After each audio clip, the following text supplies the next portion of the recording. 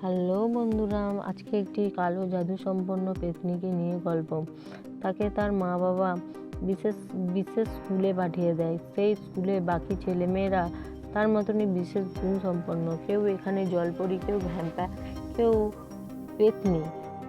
এখন ওই স্কুলে গিয়ে ছোট পেত্নীটি উদ্ঘাটন করে নানান ভয়ঙ্কর রহস্য, যা তার পূর্বপুরুষের অতীত সাথে যুক্ত। এই রহস্যটি কী ছিল, কেমন ছিল, তা জানতে হলে দেখতে হবে পুরো ভিডিওটি। শুরুতে আমরা ওয়েডনেসডে নামক এক মেয়েকে দেখতে পাই। সাধারণ স্কুলে ছাত্রছাত্রীরা যেরকম হয়, ওয়েডনেসডে তেমন ছিল না। তার পছন্দ অপছন্দগুলো অন্যান্য স্বাভাবিক মেয়ের থেকে অনেকটা আলাদা করে তোলে।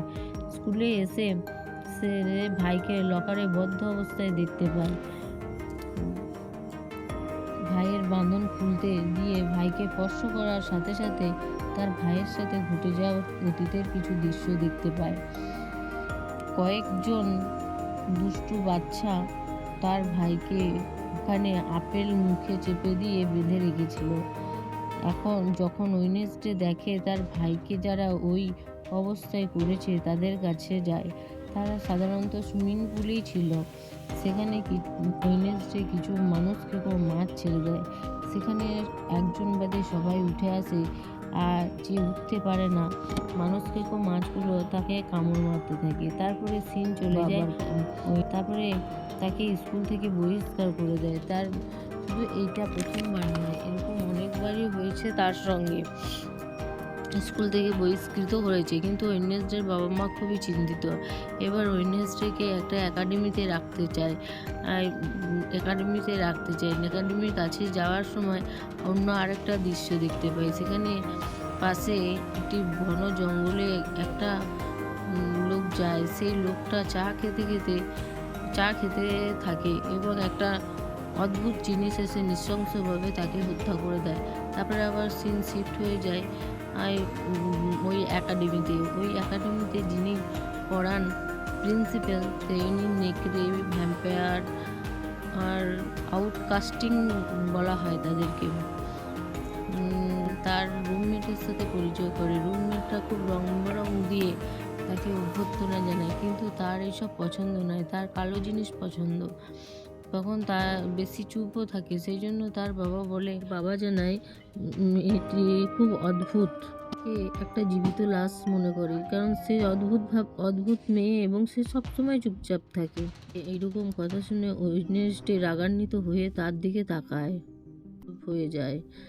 এরপরে আমরা দেখি তার রুমমেট তাকে একাডেমিটাকে ঘুরে ঘুরে দেখাচ্ছে। তখনই একটা ছেলে এসে ওয়েডনেসডের কাছে এসে তার ফেসবুকের আইডি জানতে চায়, কিন্তু ওয়েডনেসডে বলে সোশ্যাল মিডিয়া মানুষকে বিভ্রান্ত করে, এছাড়া আর কিছুই নয়। দেখতে পাই ওয়েডনেসডের বাবা মা সেখান থেকে চলে যায়। সেখানে বলে যায় যে আর এখান থেকে সে পালাতে পারবে না, কিন্তু ওয়েডনেসডে বলে সে পালিয়েই দেখাবে। আত্মবিশ্বাস দেখে তার বাবা মাও ভয় পেয়ে যায়। যাওয়ার সময় তার বাবা একটি কাটা হাত সেখানে রেখে যায়। সে ওয়েডনেসডের উপর নজর রাখতে পারে, ওয়েডনেসডেকে নজরে রাখতে পারে। মৃত ব্যক্তির লাশটাকে খণ্ড খণ্ড অবস্থায় দেখতে পায় পুলিশ। তারপর এরকম ঘটনা তৃতীয়বার হয়েছে। সেই জন্য এখানে সবাই ভয় পেয়ে গেছে। একাডেমি রুমে যেখানে ওয়েডনেসডে থাকতো সেখানটা কালো করে দিয়েছে, সেই দিকটা সব কালো হয়ে গেছে বলে সে যেন কোনো শব্দ না করে। নাচ লেখার সময় এনিট তখন কথা না শুনে জোরে গান বাজিয়ে নাচতে থাকে। সে অনেক রেগে যায়। একাডেমি রুমে যেখানটায় সে থাকতো সে সেখানটায় কালো করে দেয়। তারপরে সে ওখানে উপন্যাস লিখতে আরম্ভ করে এবং তাকে রুমমেটকে বলে যেন শব্দ না করে। তার উপন্যাস এনিট আরও জোরে জোরে শব্দ করে নাচ করতে থাকে। তারপরে এনিট তাকে ভয় দেখায়। এনিট একটা নেকড়ে ছিল, কিন্তু ওয়েডনেসডে ভয় পায় না কিছুতেই। এখানে তাদের এক টিচার চলে আসে, ওয়েডনেসডেকে একটি ফুল দিয়ে সে ওয়েলকাম জানায়। দিন সকালে ওয়েডনেসডে কোথায় একটা যাচ্ছিল। স্থানে পৌঁছানোর পর হঠাৎই একটি স্ট্যাচু তার মাথার উপরে পড়তে যাবে। সেই সময় তখন সেখানে জেভিয়ার নামক একটা ছেলে তাকে বাঁচাতে যায়। ঘটনার ফলে সে অজ্ঞান হয়ে যায়। সে জ্ঞান ফেরে তখন সে কৃতজ্ঞতা না জানিয়ে তাকে তাকে বাঁচানোর জন্য কেন বাঁচিয়েছে সেটা জানতে চায়। তার এত ভালো মৃত্যুকে সে নষ্ট করে দিয়েছিল। এতে এই কথাটা শুনে কিছুটা অবাক হয়। ওয়েডনেসডে তাকে একবার বাঁচিয়েছিল।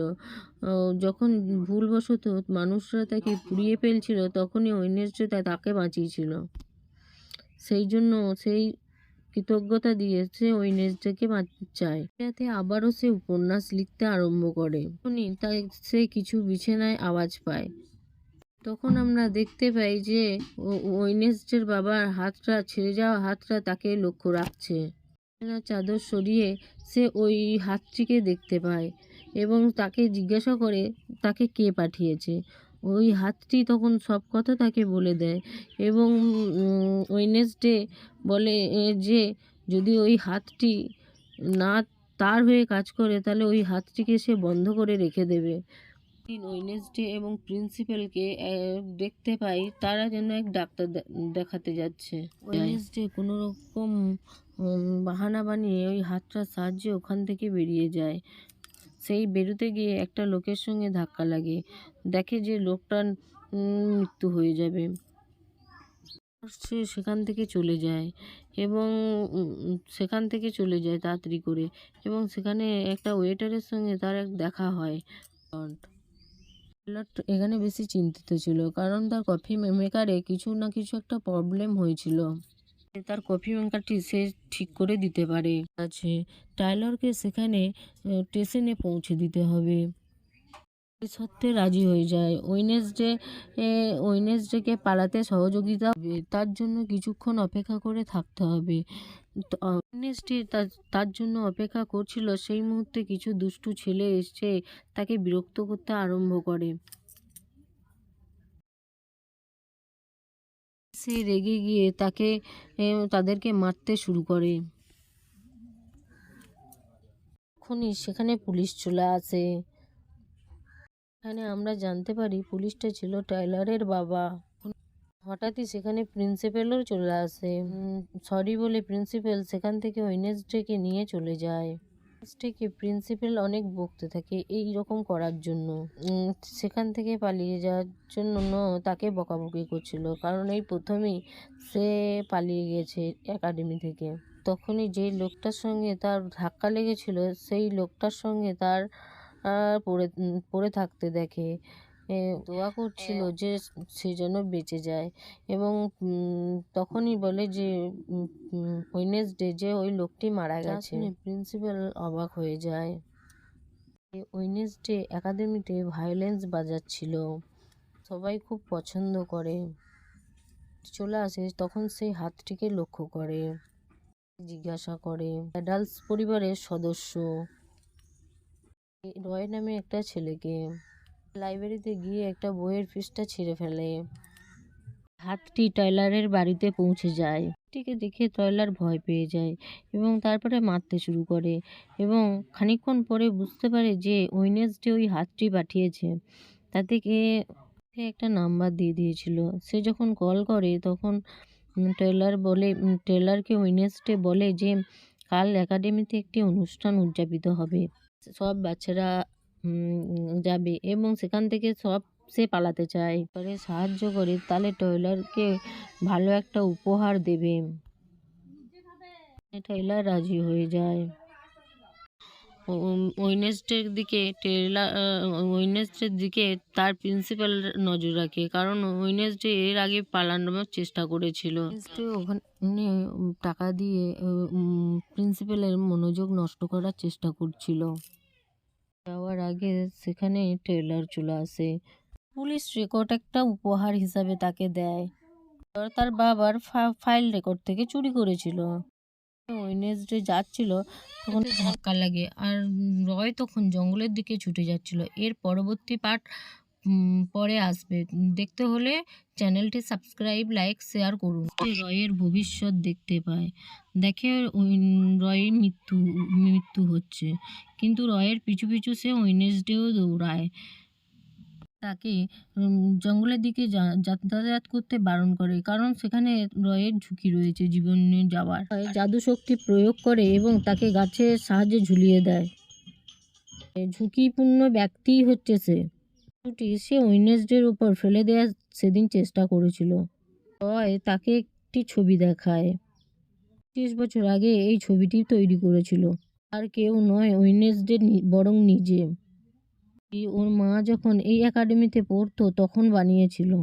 তার মা বলেছিল ওয়েডনেসডেকে মারতে হবে, নইলে ওয়েডনেসডের হাতে অনেকেই মৃত্যু হতে পারে। এই একাডেমির সাথে সাথে পুরো পৃথিবীটাকেই ধ্বংস করে দেবে। পারে না।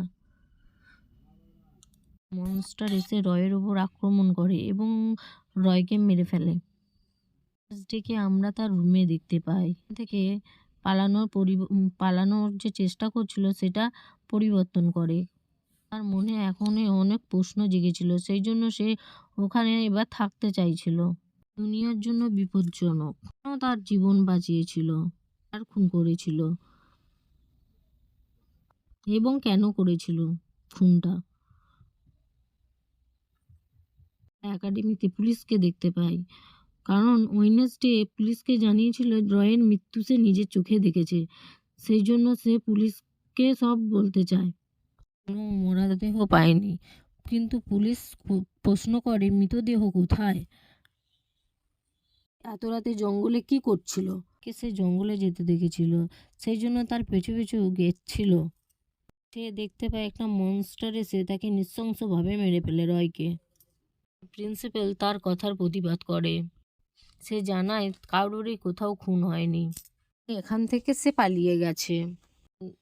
বিশ্বাস করা উচিত হয়নি, কারণ এখানকার মানুষগুলোই ওয়েডনেসডে। এখান থেকে প্রিন্সিপাল চলে যায় এবং ওয়েডনেসডে পুলিশকে চেষ্টা করছিল। ওয়েডনেসডে সে যা বলছে সব কথা সত্যি কথা। সেখানে রয় চলে আসে। ওয়েডনেসডে নিজেও অবাক হয়ে যায়। ওয়েডনেসডেকে ডাক্তারের কাছে নিয়ে যায় এবং সে সেখানে আত্মবিশ্বাসের সঙ্গে বলে যে রয় মারা গেছে। রয় কিভাবে মারা গেল বা মরে গিয়ে কিভাবে জীবিত হলো সেটা জানতে হলে আপনাদেরকে এই পরবর্তী পার্টের জন্য অপেক্ষা করতে হবে।